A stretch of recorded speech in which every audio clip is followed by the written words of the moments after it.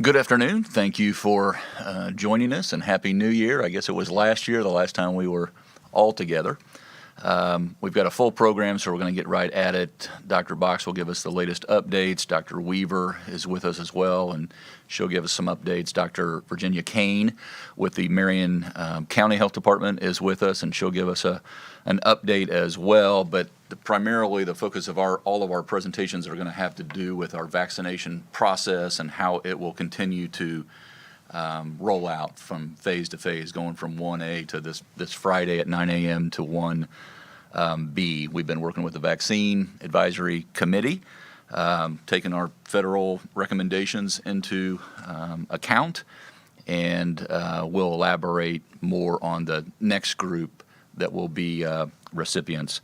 That group will end up being, and we'll go much further in depth, everyone will, but into this, but we're going to be moving on age group by age group, and Friday at 9 a.m. you'll be able to call in to get information, you'll be able to go online and get information, but we'll start with 80 and older. We know fact certain that starting there eats into about 54% of our deaths and just under 20% of our hospitalizations, and then we'll step it back from there down to 70 and then down to 60 and older.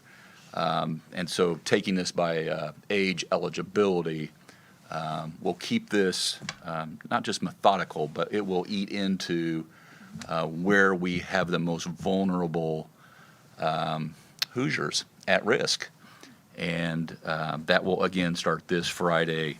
The initial group of 80 years or older, while it's 3.8% of our state's population, again, that represents, you shared with me, 52% of the deaths to date.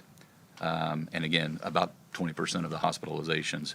93% of the deaths in Indiana and 64% of the hospitalizations from this virus occur in the age group of 60 and over.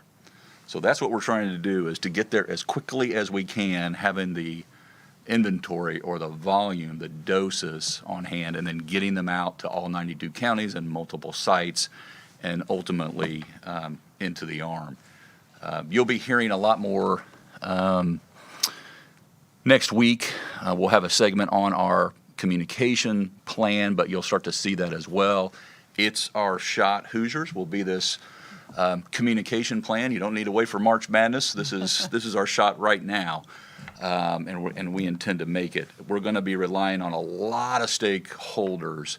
The Department of Health has been working with so many, and you'll, I'm sure, kind of go into that as well, but working with stakeholders all over the state of Indiana, associations that have memberships that are also going to be assisting us. But we're relying on everyone. We're relying on the press. We're relying on your neighbors. We're relying on everyone to get the word out for each age group as we move through this week by week. I say all that, and then I'll turn it over to you. I'm not trying to filibuster, but I say all that. That's good news. That's that light at the end of the tunnel that you talked about a couple weeks ago when we started this vaccination process. But that doesn't take away from, as you see our positivity rate continue to tick up, and you'll probably scratch at this as well, coming off the holidays, we have to continue to practice good public health measures. And, vigilance is just as key as the vaccine is. So one doesn't replace the other. And with that, I'll turn it over to Dr. Box for our latest weekly update. Thank you, Governor. Good afternoon, Hoosiers. From the outset of this pandemic, protecting the most vulnerable among us and preserving our healthcare infrastructure has been our top priorities. Distributing vaccine is not a one-size-fits-all process. Every state has unique considerations, and that's why you will see some states adopt an approach that focuses first on age groups, while others will start with occupations. We know that people age 80 and older account for more than 52% of the COVID-19 deaths that have occurred during this pandemic. If you add in those 60 and above, you've accounted for the vast majority, or about 93% of our deaths. Indiana has approximately 257,000 residents above the age of 80 and above, and more than 1.5 million who are 60 and older. By taking an age-focused approach, we can accomplish two tasks: protecting those at greatest risk for adverse consequences like death or hospitalization, and then reaching older workers who are more likely to have comorbidities when we move into those age groups in the 60s, 65, 70 range. Hoosiers can rest assured that an incredible team of experts has looked closely at Indiana's data to determine the best way to achieve these goals while our vaccine supply remains limited. We're grateful for their help as we work to get vaccine in the arms of Hoosiers. As we ramp up vaccine efforts, it's important that we don't lose sight of testing and our current rates of transmission. Our testing numbers remain lower than what we're accustomed to seeing, but we continue to see holiday lags in testing. However, we are starting to see the impact of holiday travel in our positive cases. Our overall positivity rate has increased from 15.8% on December the 29th to now 16.3% today. This suggests we're starting to see that post-holiday surge that we've been bracing for. We also continue to see nearly 2,800 Hoosiers hospitalized with this disease and to have more than 350 people admitted for COVID or COVID-like symptoms on a daily basis. While these numbers have largely held steady, many of our hospitals continue to hold dozens of people in their emergency departments because no beds are available. We also continue to lose Hoosiers to this disease at a heartbreaking rate. Today we reported 80 new deaths. That brings our total losses due to this pandemic to more than 8,700 Hoosiers when you include the probable deaths that have been reported based on clinical diagnosis. That's an increase of more than 600 in just a week's time. We've also seen an increase in the number of counties in red on our color-coded map. This week, 35 of our 92 counties are in orange and the remainder are in red. This is the map that shows the average score of cases per 100,000 residents and the percent positivity. Our advisory map, which indicates the level of restrictions that counties must continue to follow, shows 27 counties in orange and the rest in red. Keep in mind that a county needs to be at the same color for 2 consecutive weeks before it can loosen its restrictions. I also want to provide you an update on our statewide approach to contact tracing. In talking with our local health departments, we've heard that many are focusing their own contact tracing on immediate household contacts or congregate settings such as schools, where identifying close contacts quickly is critical. This has become more important as the number of cases statewide has grown exponentially. As we ramp up vaccine efforts, we have looked very closely at the best way to use our resources. We've reviewed our contact tracing data and determined that about 60% of our non-household close contacts fail to respond to our repeated calls, texts, or other outreach. Repeated outreach to individuals who aren't interested in responding takes resources away from those who would like to have the contact. We also have seen an increase in the number of cases we can interview thanks to our online interview option that we rolled out a few weeks ago. As a result of this analysis, we have decided that our centralized contact tracers will no longer make outbound calls to close contacts of positive cases. That being said, it is still crucial that close contacts learn of their exposure so that they can take the appropriate steps to quarantine, monitor for symptoms, and get tested. Let me be clear. We are not giving up on contact tracing and notifying people who are considered close contacts. They will still receive an initial text message and have resources and guidance available to them. In addition to local health departments' outreach efforts to those close contacts, we will continue to ask positive cases to notify their close contacts as well. And our outreach to positive cases will not change. These changes will allow us to redirect some of our contact tracers to help answer calls related to registering for vaccine. This is where our current efforts are focused, and we want to ensure that we have people available to help individuals who might be eligible for vaccine but are having difficulty registering because they lack access to a computer or don't have an email address or a cell phone. These changes should not significantly impact our contact tracing, but they will provide needed support as more Hoosiers become eligible for the vaccine. Our goal is to remove any barrier that is possibly there so that the majority of our population is protected from COVID-19 by the end of the year. Before Dr. Weaver provides her vaccine updates, I want Hoosiers to know that the vaccine allocation plan that we provided to the CDC in October is now outdated. From the beginning of our planning for the vaccine rollout, we knew that our plans would evolve based on the ability of the vaccine availability of the vaccine, federal and state advisory committee recommendations, and vaccine uptake here in Indiana. All updates about additional eligibility will be posted on our website at ourshot.in.gov going forward, so please check back regularly. Now, I'll let Dr. Weaver share more about where we are with our vaccine rollout. Thank you, Dr. Box. Today, I am happy to report that as of yesterday morning, more than 128,000 Hoosiers have now received their first dose of vaccine, and that nearly 600 have received a second dose and are now fully vaccinated. More than 300,000 Hoosiers are scheduled to be vaccinated by the end of this month, and more people are scheduling appointments every day. So far, more than 500,000 people have been invited as eligible to receive the vaccine. If you are eligible, please consider making your appointment today as we work to slow the deaths and hospitalizations from COVID-19. When we began planning for the arrival of vaccine last year, we submitted a plan to the CDC that outlined priority groups. Our first priority was to reinforce and support our healthcare infrastructure in treatment of disease, which is why we have focused on healthcare employees and first responders. There are approximately 300,000 licensed healthcare providers in Indiana and roughly 100,000 other unlicensed healthcare workers and 35,000 plus first responders. Our second priority was to protect the vulnerable by vaccinating individuals who are at particular risk for severe complications associated with COVID-19 based on the latest evidence-based criteria. We know that in Indiana, age is the biggest contributor to severe disease and death from COVID-19.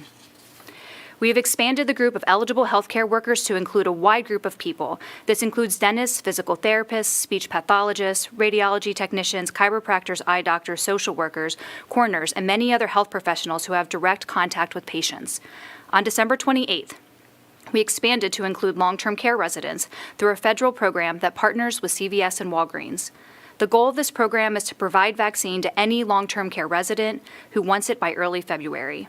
This program started with skilled nursing facilities and will be adding assisted living facilities in the coming days. This week, we also notified first responders, including law enforcement, firefighters, DNR conservation officers, emergency medical service providers, and correctional officers within the Department of Corrections system, that they are also eligible for the vaccine. We recognize that these individuals are often the first people to encounter a patient and are critical to our ability to provide crisis health care to Hoosiers across the state. As the governor noted, starting Friday, Hoosiers age 80 and older will also be able to register to receive vaccine at one of the 55 vaccinating hospitals or 91 local health departments. Appointments will be available in the coming days as each site is ready to begin or expand its clinics. Each site will set its own hours and days. We will have at least one vaccination clinic in every county in Indiana.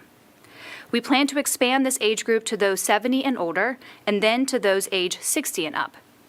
The timing of that expansion will depend on whether we receive the roughly 78,000 doses we expect each week through the end of the month, as well as on the number of appointments that are made. We do expect to see additional healthcare workers start to sign up as well now that the holidays are over.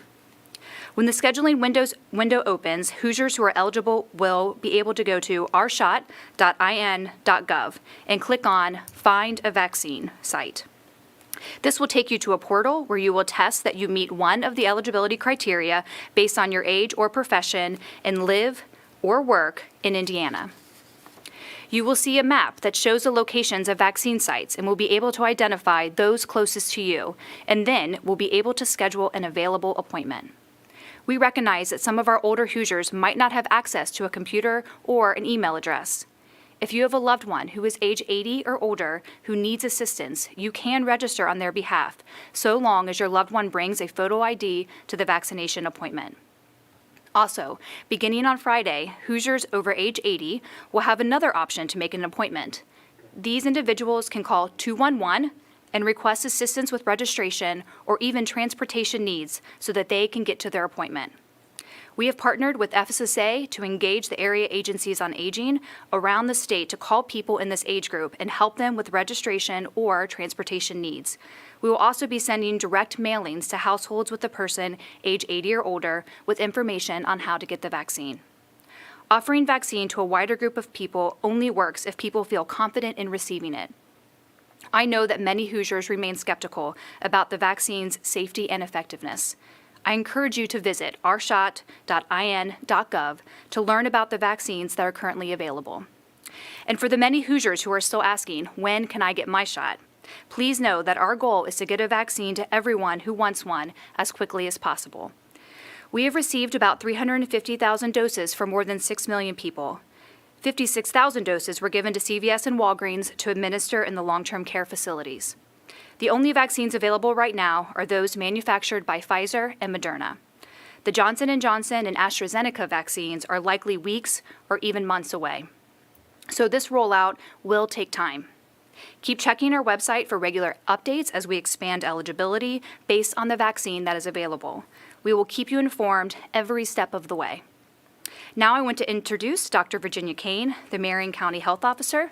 Dr. Kane has been an incredible partner throughout this pandemic. She serves on our Vaccine Advisory Committee to help determine vaccine prioritization.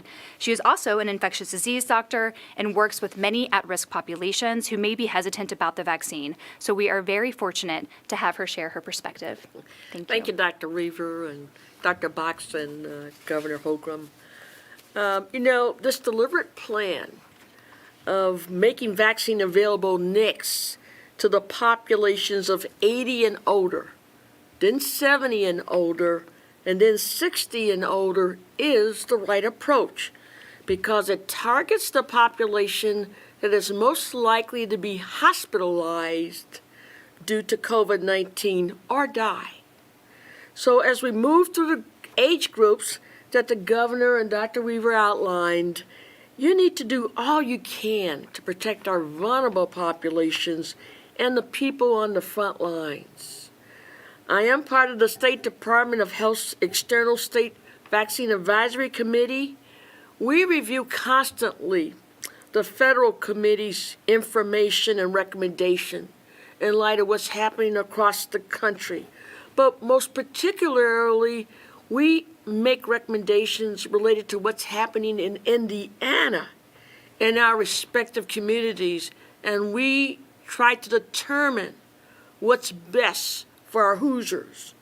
So this committee has brought lots of people together.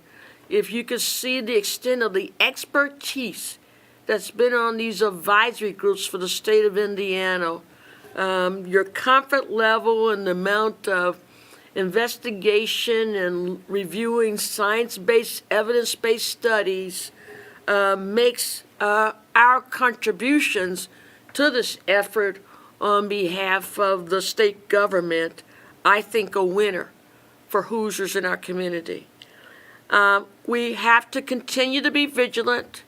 We must do outreach in our communities to educate people why it is so important and why they need to take this vaccine to protect yourself and your loved ones. People don't realize that to have a COVID-19 infection may leave individuals with some long-term effects. So where this virus gets across the blood-brain barrier in our body, it can impact our brain, our heart, and other neurological conditions related to this infection. You can even lose your hair related to having a COVID-19 infection as a long-term impact. I know the men don't worry about this, but ladies, some of you may be concerned about this. But, you don't want to have chronic memory concentration problems. Some individuals, as a result of COVID-19, will have chronic fatigue syndrome that can last for months, increased anxiety. And so why take the chance of being one of those individuals that may have what we call brain fog that may last persistently with lost taste, lost smell, and other complications related to COVID-19. Be safe. Help us through the education that we need in effort to reach the people who are most impacted by this and remove any barriers to them receiving the vaccine. Thank you, Dr. Weaver. Thank you, Dr. Kane. Rachel, let's just jump right at it. We got a lot to go over. Rich with WTHR. Good afternoon, Rich. Thanks for joining us. Good afternoon. Can you hear me, sir? Yes, sir. Thank you very much. I think the big question for the doctors is the frustration people have if things aren't going faster. Are you limited by resources such as manpower, or are we just not getting as much vaccine as we counted on? Dr. Weaver, you want to take that one? Sure.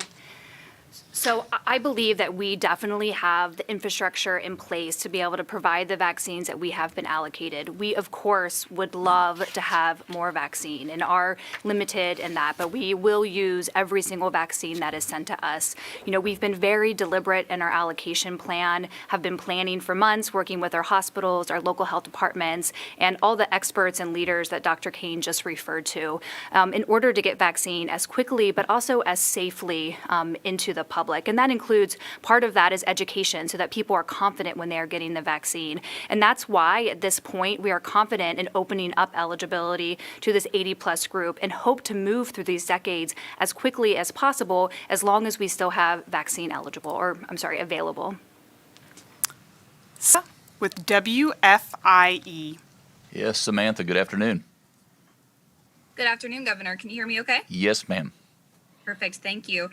Communities outside of Indianapolis, specifically here in our area, have unused vials of vaccines ready to be distributed, but they're sort of waiting on the state's permission to move forward with the vaccination process. And I know that you guys had mentioned, obviously, it's not a one-size-fits-all plan among our states, but have you guys considered maybe giving permission to specific counties or hospital systems to give them the power to make the decision to go ahead and move forward in the vaccination process? Now, this is a little bit of a nuanced answer, but we have. But Dr. Weaver, you want to talk about the authority that the locals have so that it's not being wasted or sitting on a shelf and expiring? Right. So we definitely do not want any vaccine wasted. And so we have communicated very carefully with the hospitals a plan about not to waste it. And then when you're talking specifically about they have vaccine available, but maybe not the people to fill it, there are counties who every single vaccine appointment is taken and other counties where they are not. So again, constant communication. Do we need to move vaccine around? Do we need to open up other spots in certain places? And then also, you know, with this eligibility plan, we've communicated that with the hospital. So they know that we are now expanding more into this public arena. And we've discussed with them, you know, here are the different groups. So have you reached out to every single healthcare worker in your community, every single first responder? And now what are we doing as a local community to make sure that we're reaching all of our 80+ so that we can get those vaccine spots filled? Sherry with the Indianapolis Star. Hello, Sherry. Hello, thank you for taking my question. Sure. So what happens after 60? Do you have a vision? I mean, 60 years of age? And what's sort of the time frame for what you expect? Yeah. And again, there is this notion that states now have all this vaccine that's not going into people's arms. Is that just a matter of sort of hangups during the holidays, or, you know, kind of asking a little bit different version of what was just asked? Do you always expect there to be large discrepancies between how many doses the state has versus administered? Do you want to take that and I'll follow up? I've got some thoughts too. Certainly. But And I think you both Lindsay, look like you have something to say. I'm sure Lindsay will want to comment on this, but no, we don't expect that we're always going to have large amounts of vaccine that is sitting around. And to be quite honest with you, by opening this up to these age groups, you know, once we get to 60 and above, that's 1.5 million doses. And we don't have that many doses or expect that many. So we realistically are trying to just parse this out bit by bit and group by group to make sure that our most vulnerable population does get vaccinated first. Lindsay, do you want to talk a little bit more about when we get to that 60 age group, what you'll be looking at? Yeah, look at your crystal ball, Lindsay. Yeah, I mean, right now, again, we are really concentrating on saving lives and reducing hospitalization. So once again, to underscore, if we vaccinate every Hoosier that's 60 and older, that's 1.5 million people. And so it'll be quite some time before we get that vaccine in order to do it. But it will hopefully save 93% of the deaths in Indiana. So that is really what we're working on now. But of course, our advisory group have already discussed kind of what are the next steps, where are we going? And really it depends on How much vaccine do we have available then? Have these other vaccines come on board? Will it be a small group of people? Will it be a large group of people? And so we'll take in the same things that we've taken into account when we've made our recommendations so far, and that is, what is the risk of morbidity and mortality? What is the risk of exposure? What is the risk of exposing other people? And we talk about it over and over again in our advisory committee that Dr. Kane sits on, and that's how we'll make our determination for our next group. And Lindsay, the volume or the inventory that we are expected to receive on a weekly basis is just under 80,000. That's correct, just under 80,000. And not all of that is going out directly to our hospitals and local health departments, because we are, like I said, allocating a good portion of that for our long-term care facilities. That includes our assisted living facilities very soon. So right now, they're concentrating on our skilled nursing facilities, and then, like I said, we'll move on to skilled nursing.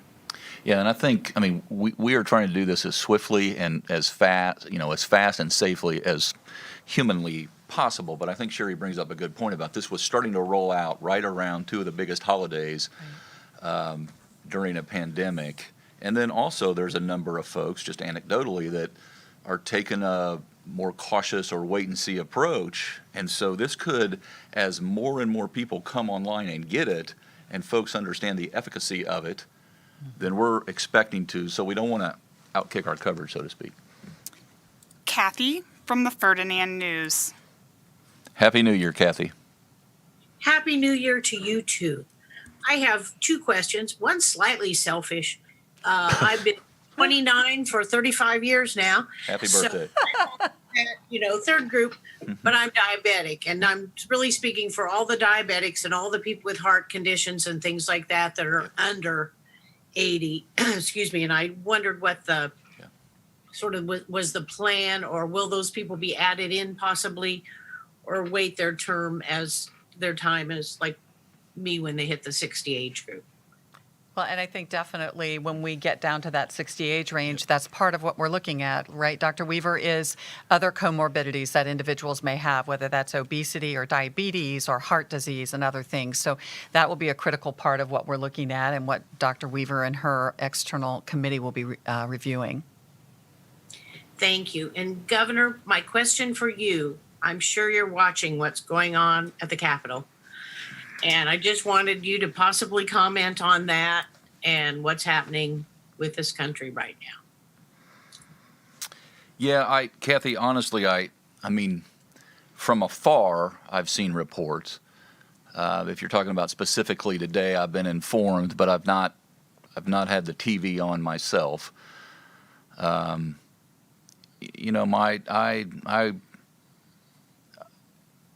of two minds about this time in history. I'm reminded about in the 60s and early 70s, we were going through a pretty rough patch as well. And when you think about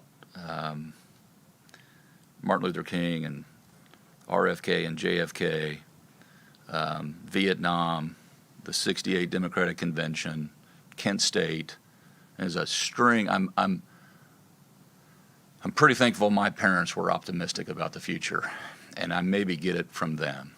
And this country is strong and resilient, and to me, this is a reminder for all of us that we can ourselves model good conduct. We can still fight for our country in a very responsible and compassionate and heartfelt way, and we should.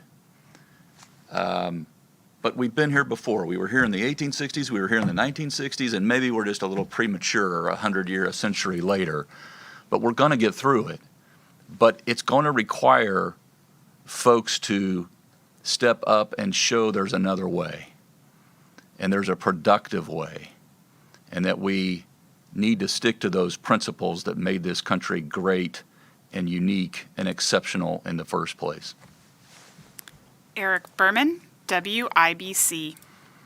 Good afternoon, Eric. Good afternoon, Governor. Sort of a running theme today, I guess, about getting more vaccine into arms. Is the problem, how far along are we in terms of that first group, the healthcare workers? Are we satisfied that we've reached all of them, or if not, when do we anticipate that everyone who wants it will have gotten it? And related to that, is the state hanging on to doses to make sure that it has enough for the second dose, or are we assuming that each week's shipment is going to cover that as we go? Yep, two good questions, and we probably all have a comment on both of them, but Dr. Weaver. Dr. Weaver, you want to go first?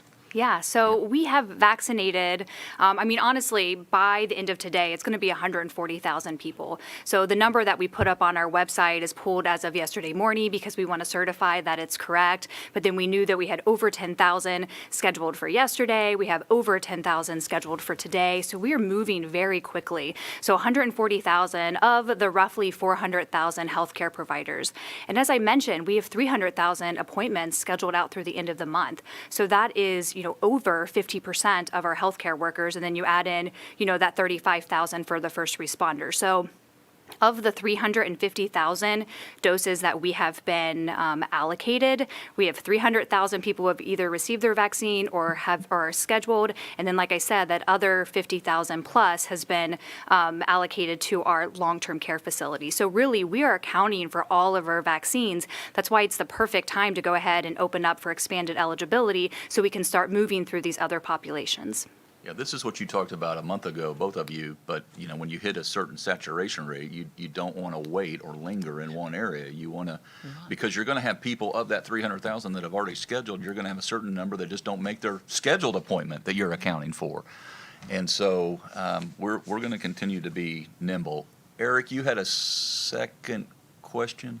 Oh, What was his second? I got it. It was Okay. about the second dose. Oh, yeah. So we don't have to account for any of the second doses as far as holding doses back here in Indiana. The federal program ships the second dose 21 days after the first Pfizer shipment or 28 days after the Moderna shipment. So all of those are kind of scheduled out and planned, and our partners all know the process and know that they don't have to hold any of their doses back. Rob Burgess of the Wabash Plain Dealer. Rob, long time no talk. Yeah, absolutely. It's been 24 whole hours. It's amazing, almost. Good afternoon on this slow news day. Right. This is for any of the doctors. Now that you've administered thousands of these vaccine doses, have you seen any cases of anaphylactic shock, which have been reported in other states? What should people who have suffered similar reactions or might be susceptible to them know about their potential for these reactions themselves? So, and Lindsay can correct me if I'm wrong, but we have had one anaphylactic reaction where an individual was hospitalized and treated and did extremely well with that. We've had other minor reactions, which can be expected, a little bit of heart racing and, itching and palpitations, but nothing very severe with regards to the administration. Lindsay, I don't think there were any additional cases, right? You want to, Dr. Weaver, Dr. Boxer, Dr. Kane, or Dr. Dan is with us also, by the way. Do you want to talk about, just so that Hoosiers know, when they schedule their appointment and then when they arrive to get the shot in the arm, how long it takes, what needs to occur before they're going home? We've actually had this question. It's kind of like, why does it take 15 minutes? Well, it is the administration of a vaccine, and you really are supposed to administer, intramuscular injections and watch an individual for at least 15 minutes. If an individual has had a prior history of an allergic reaction to a medicine they've been given, then we lengthen that to at least 30 minutes, and if they show signs or symptoms, it could be longer. So it's not something that you schedule and think you're going to run in 3 or 5 minutes and have it done and come out. Be on your way. Right. Lindsay Erdody, the Indianapolis Business Journal. Afternoon, Lindsay. Good afternoon. Kind of following up on a question that's been asked a couple different ways now, so I apologize. But you said, nearly all of these 350,000 doses we have either have been given or scheduled out. But we have so many of these doses now that haven't been put in arms yet, and more keep coming. So why are we waiting? Why are we giving people, all this advanced time to schedule this out when we have the doses on hand right now? I've heard reports of other places where it's very little time warning for people, like, this is your time, come now, or, we're moving on. And then I know you said people can start signing up on Friday, but when will those appointments actually be? Well, they could be. They could be this They could be weekend. Friday, yeah. I mean, they could be Friday after 9 a.m. To be scheduled for the same day that infrastructure is built. But you also want to talk about, maybe either of you or Dr. Kane as well,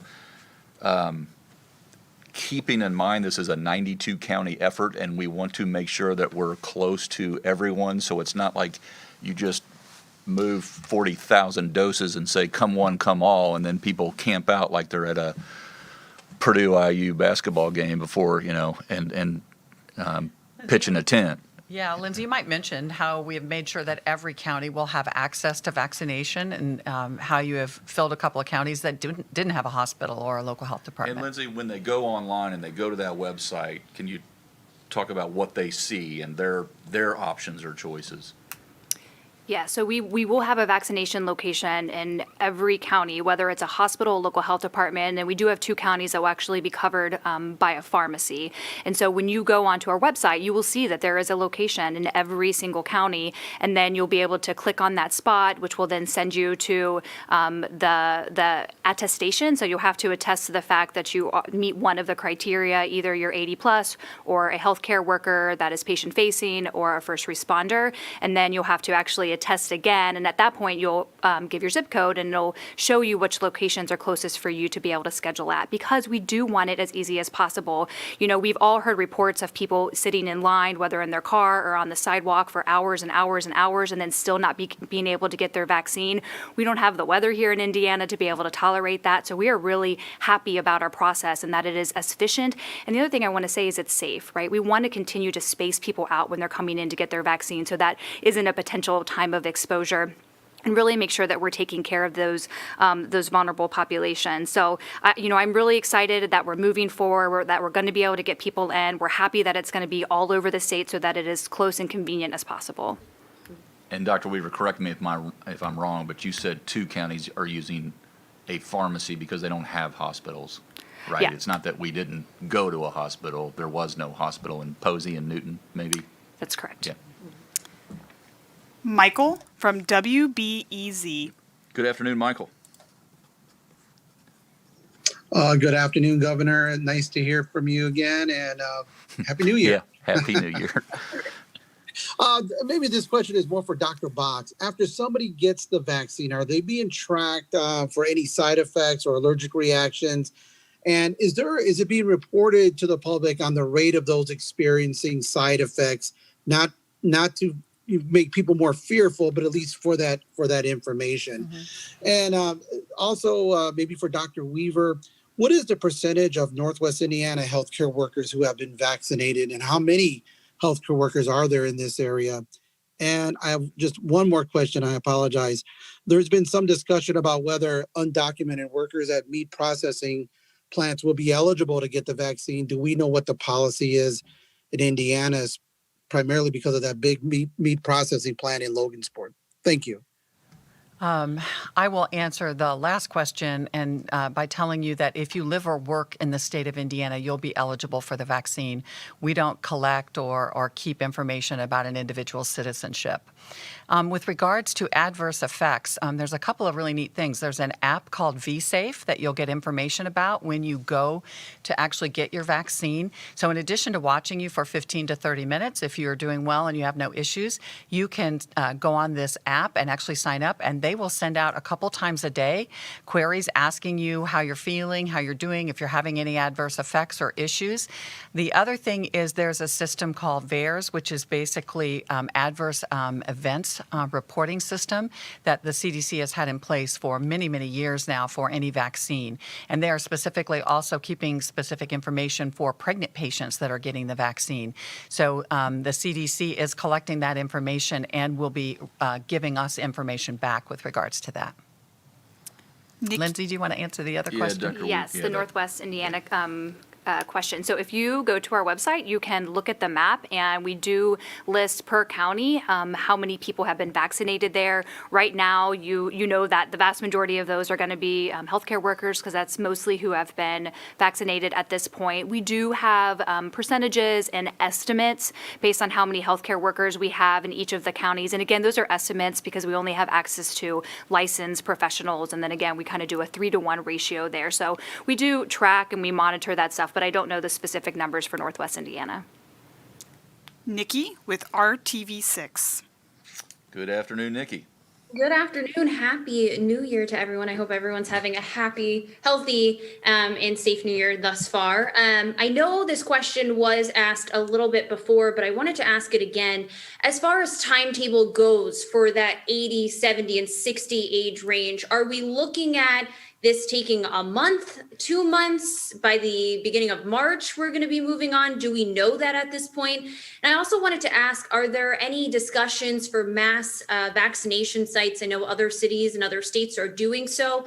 Any discussions on that and where those could possibly be? Dr. Weaver? Sure. So as far as timetable, I mean, we want to move through these populations as quickly as we can, but it 100% depends on uptake, and how much vaccine we get. So we are projected to get this, around 70,000, a little more than 70,000 every single week, but we don't actually get that confirmed until the week of. So it will depend on our uptake and how we're seeing our appointments scheduled out. Someone mentioned earlier too, why are people scheduling so far out if you say 300,000? Well, remember, we did ask Hoosiers who have had COVID to wait 90 days to get their appointment, and a lot of our healthcare providers have been affected by COVID. So I am not surprised, and I'm one of them actually who had COVID back in November, so I am waiting diligently for my 90 days, and that may be a reason while they're spreading out, or who knows what the reason are, but we still want to make sure that the vaccine is eligible for them when it's the right time for them to take it.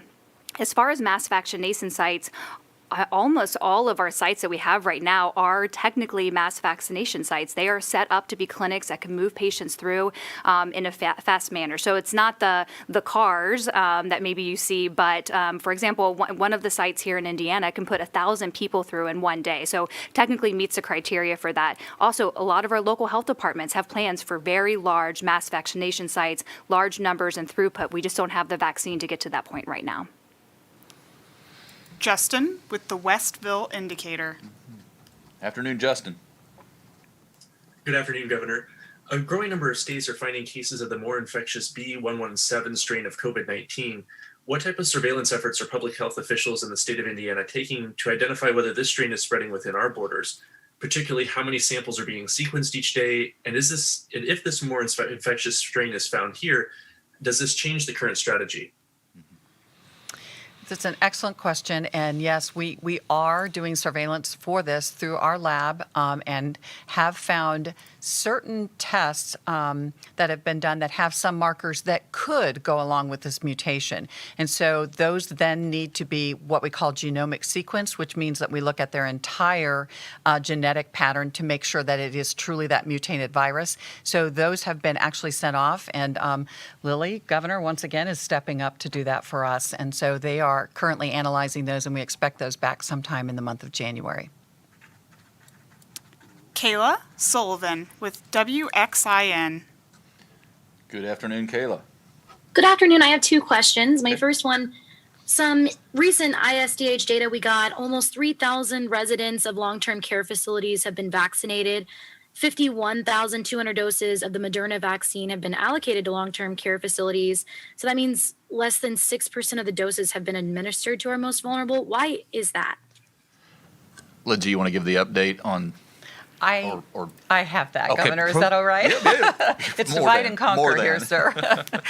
So it's an excellent question. Remember a couple of things. Number one, we have had a lot of our long-term care residents that have been infected or are infected in the recent past with COVID-19. So we don't want to turn around and give them the vaccine right at that point in time.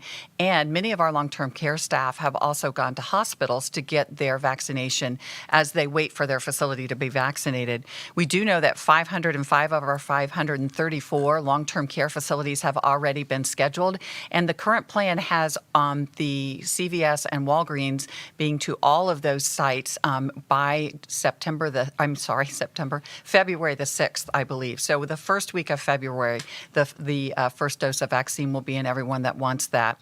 We have been talking about the uptake and are really doing further education within our long-term care facilities about the safety and about the efficacy. And we do believe that we will see that continue to increase as we do more and more residents. I think she had Kayla, did you have a second question? Maybe not. Oh, hi. Oh, Yes, yeah. I do. Okay. I was unmuting myself. So as of yesterday, CDC data showed Indiana has only administered 28% of the COVID-19 vaccines distributed to the state. But that rate was lower than surrounding states when we checked the data. So Ohio was 45%, Kentucky 35%, Illinois 32%. Why is Indiana behind? And do you feel like the speed of the vaccination process in Indiana has been going quickly? What are your feelings about how it's been going so far compared to other states?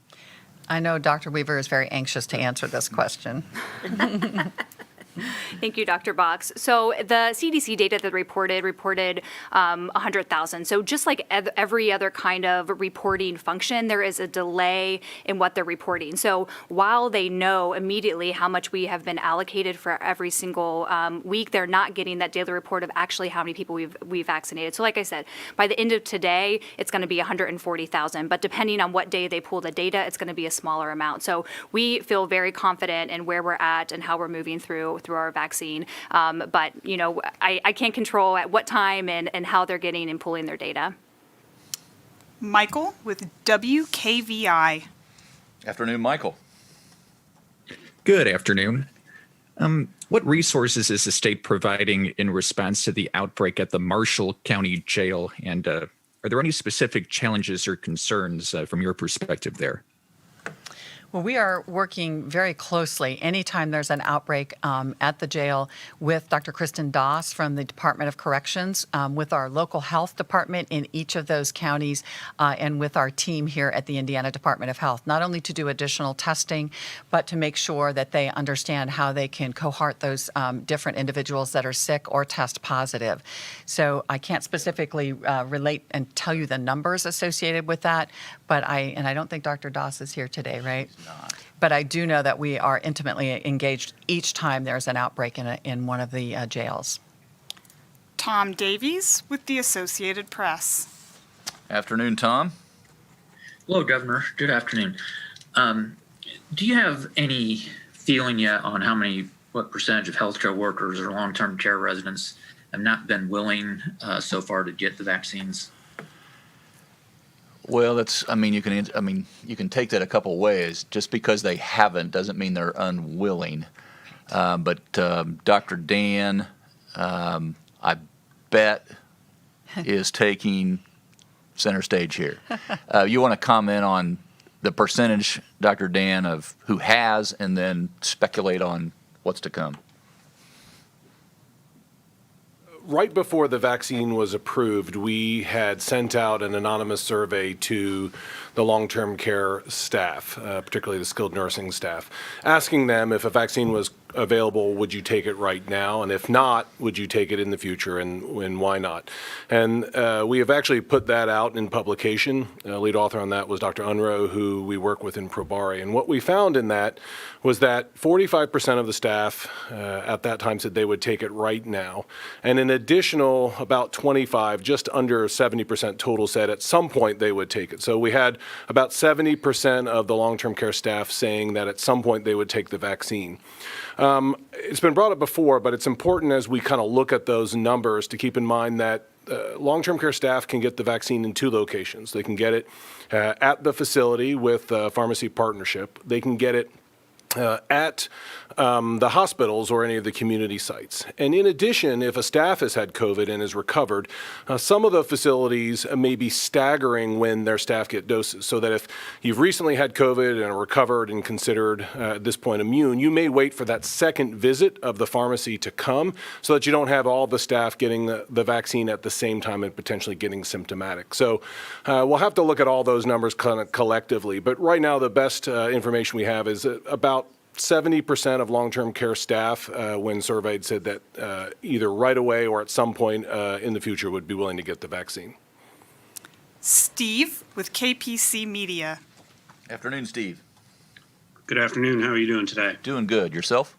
Good, good. Two questions. I just wanted to clarify with the signups opening on Friday morning. This is primarily for people 80 plus outside of long-term care facilities. The long-term care facility residents will be. Steve, you should still be able to speak. Oh, we've lost Steve. We lost Steve, but I think we got the gist of the Right. question, the first question.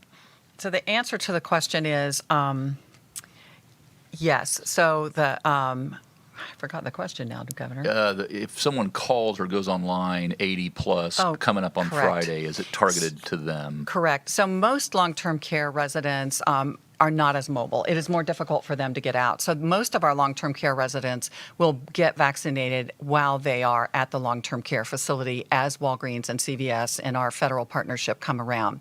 However, we may see individuals that are in our assisted living and individuals that are in independent living or senior housing that actually come out and get this at the local health department or the hospitals in the near future. Dan Klein, Wish TV. Afternoon, Dan. Good afternoon, Governor. Thanks for taking my call. I have two questions for you. Just probably a different way of asking this question, but several people in healthcare have been surprised by their ability to get a vaccination in the same day as they call. They expected a longer wait.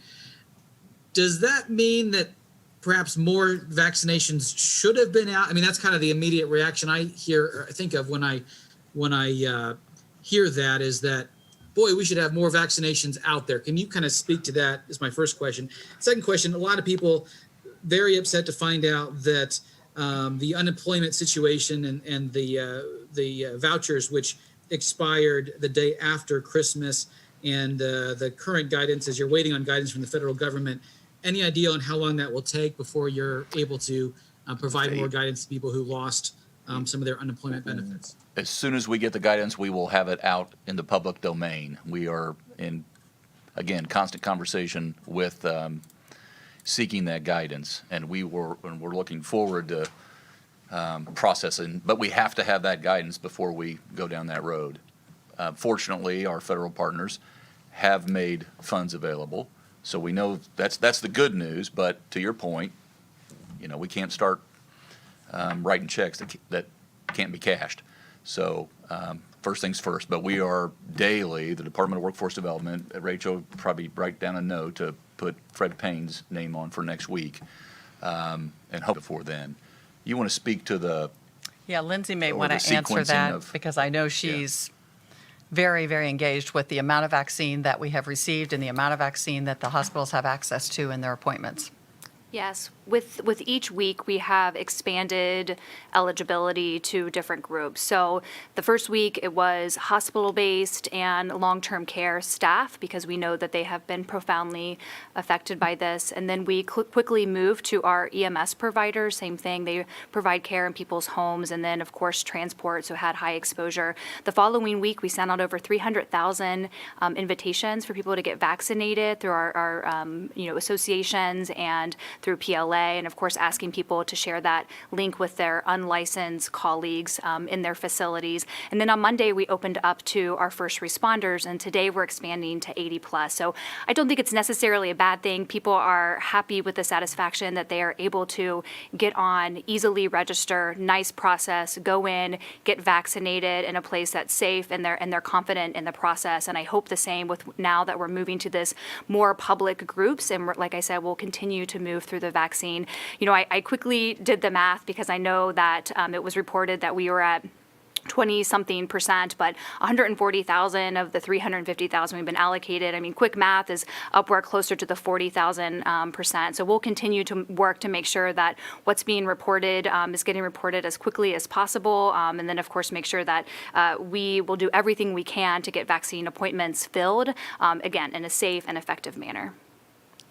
And we're encouraging, if you're 80 or older, come Friday at 9 a.m., get scheduled to take the vaccine. That's about 250,000 Hoosiers. Right, and maybe we should mention that we are sending out cards to That's right. every Hoosier over the 80 years and older next week to remind them that they are available to get the vaccine and how they can go to 211 or go to the website and get registered.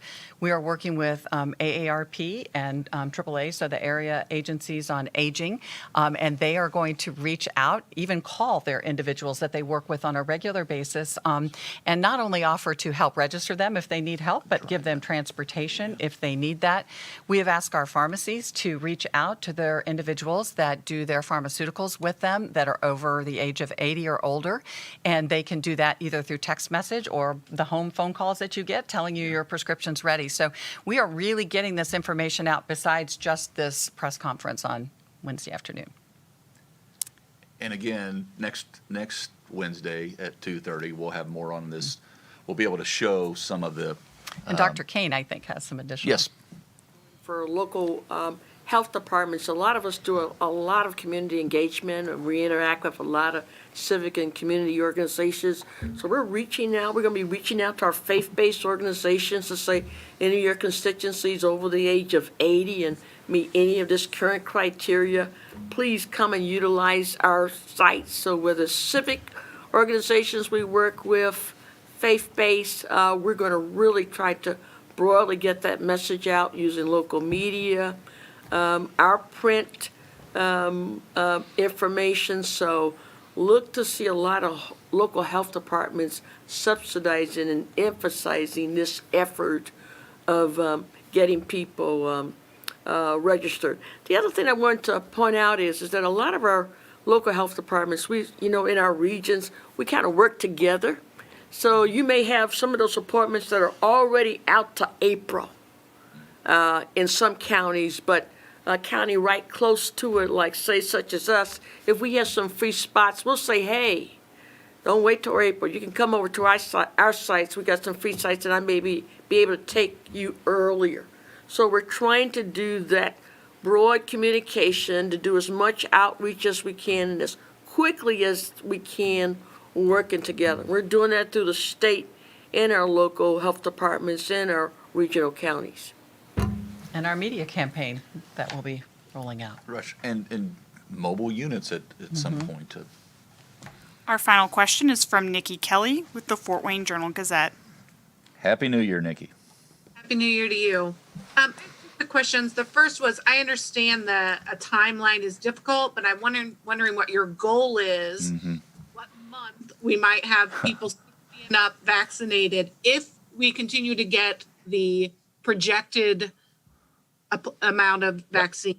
Yep. And then I have a second question after that. Yeah, I'll make you both cringe, but we're talking weeks, not months, first of all, to get down to that 60. But Lindsay, you want to provide a little more background on why I'm bullish on that? No, I am too. Exactly. We really would like to move through this as quickly as possible. I hope that there's such good uptake that it's not just a couple of weeks. So we're really looking to February, where we're going to be expanding it. But if it comes sooner, it comes sooner. And it'll be how many people are stepping forward to get vaccinated. And these are big.